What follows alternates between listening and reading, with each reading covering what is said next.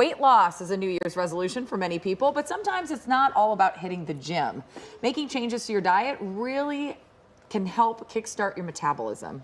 Louisa Sabogal is a registered dietitian with Kaiser Permanente in Woodland Hills, and she's here with some delicious dishes, and advice to help you keep on track with your weight loss goals. Thanks for being with us. This looks amazing. Yeah. Happy to be here. Thank you. So explain how metabolism works and its impact on weight loss, because I feel like we have a big focus on just exercise, and then we eat a whole bunch of bad things, or we don't eat at the right time on the right schedule, and it's not really focused on diet.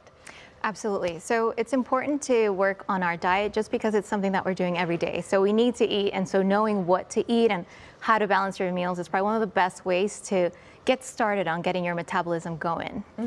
Well, you've brought such colorful dishes over here, and I think that's what people often forget is you want to add all that color into your food, right? Exactly. I always think about try to eat something that creates more of like a rainbow feel, right? So you see all the colors. That's how you know you're getting lots of the vitamins and minerals that you need. And even with the carbs, you've got the tomato sauce on it. Exactly. And so what I'm trying to do here is make it appetizing, make it colorful and nutritious, right? So we never want it to be boring. No boring veggies. No boring veggies. And you also say a lot of water and green tea. Yes. So if our intake is not enough of water, then our body's not going to work optimally. So making sure to drink water instead of other beverages is going to help so much. The green tea really helps to get your metabolism going. Plus you get all these antioxidants. So that's a real thing. I'd always heard that, but I didn't know if it was actually real or not. Just make sure not to add sugar. Does the timing matter? Like after a meal or first thing in the morning, or?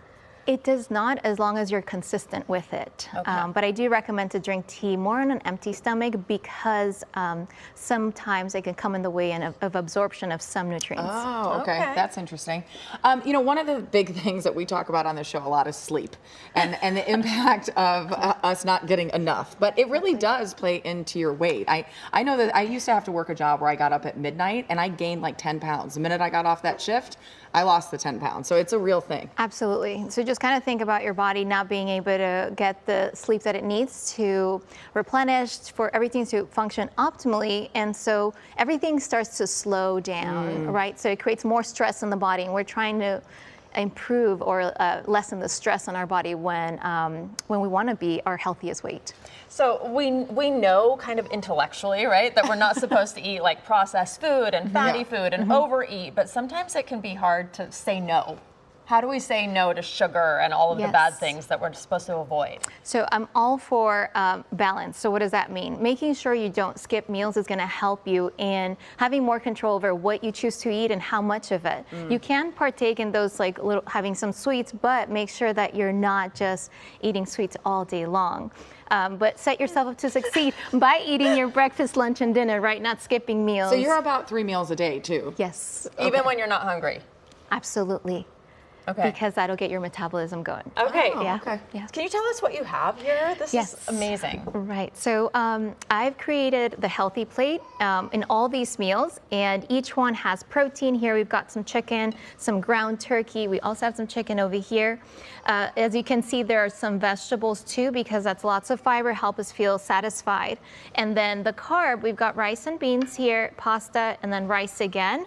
As you can see, it's more about the portion, right? A lot of people are worried about rice or carbs, but it has to do more so with how much of it you're eating in that one sitting. Oh, and I'm looking at this as someone who cooks a lot of dinners, and these look simple. They are simple. Yeah.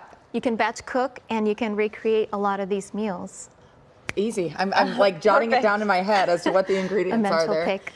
Thank you so much for being with us this morning. We Thank appreciate it. This is a lot of fun to look at, and I can't wait to kind of nibble on some stuff after we go here. Really good info. Thank you.